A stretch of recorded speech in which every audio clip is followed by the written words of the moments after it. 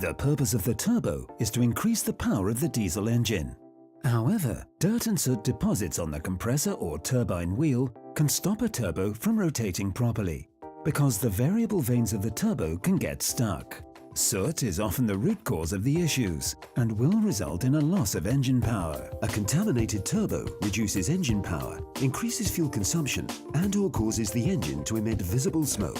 In such cases, the most logical first step is to clean the turbo.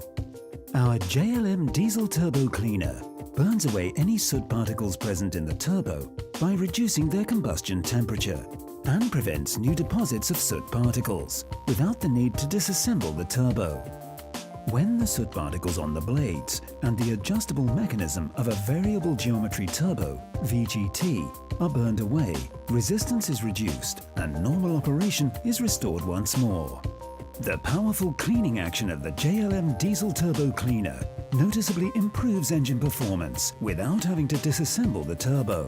A clean turbo performs better, prevents excessive fuel consumption, and extends the life of the turbo. Using the product could not be simpler. Add the entire contents of the bottle, 500 milliliters, to a maximum of 70 liters of diesel.